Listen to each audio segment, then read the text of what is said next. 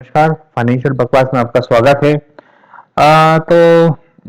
अब हम बात करेंगे मोटापा कम होगा तो थोड़ी कमजोरी भी आएगी ही। तो मोटापा कम करना इतना आसान भी नहीं है। जब आप मोटापा कम करेंगे तो मोटापा जाएगा और कमजोरी आएगी। इसलिए बहुत सारे तत्वों का समावेश मोटापा घटाने के घरेलू घरेलू उपयोग में किया गया है। हर दिन आपको ये उपाय शायद बहुत ही कठिन लगे, परंतु धीरे-धीरे आप पाएंगे कि आपकी आदत बन चुकी है और आप हर दिन अपना वजन कम पाएंगे, जो कि बहुत ही जल्दी आपको विश्वास दिलाता है कि हाँ, आप अपने मोटापे को घटाने की ओर अग्रसर हैं।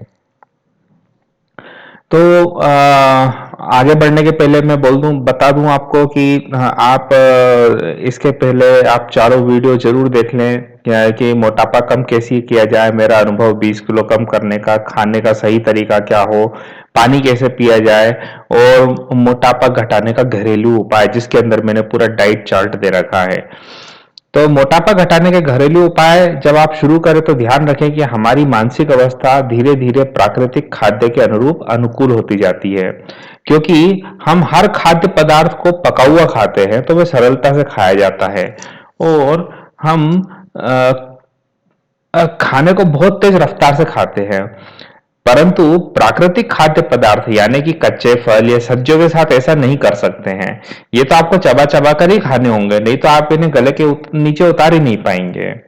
तो अगर आपको इस उपाय से शुरू करने के बाद कमजोरी लगती है तो ये अच्छे लक्षण है। इसका मतलब है कि आपके शरीर की अंदरूनी मरम्मत यानी कि डिटॉक्सिफिकेशन बिल्कुल ठीक तरीके से हो रहा है।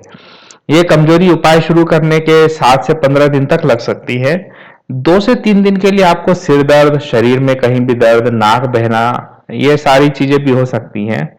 यह अपने आप ही ठीक हो जाएगा, परंतु धीरे धीरे आप महसूस करेंगे कि आपकी ऊर्जा में निरंतर वृद्धि हो रही है और अपनी ऊर्जा को संभालने के लिए आप तैयार रहें, क्योंकि अब आप बिल्कुल भी आलस महसूस नहीं करेंगे। जब आप इस उपाय को करके पहले वाले खाने की ओर लौटेंगे तो आपको कम से कम 2 से 4 दिन पेट में ऐंठन के साथ बराबर हाजत जाने की इच्छा होगी।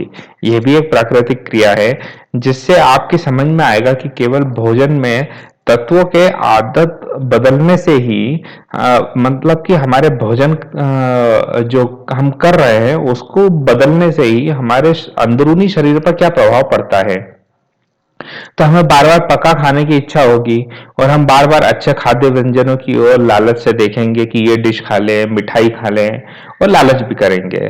तो यकीन मानिए धीरे धीरे आपको कच्चे खाने में मतलब कि जैसे कच्ची सब्जियां, फल, ये जो खाने में जो आनंद आएगा वो पके खाने में आनंद नहीं आ पाएगा। पका खाना केवल लालच पैदा करता है, परंतु सेहत के लिए कच्चा खाना ही लाभप्रद है।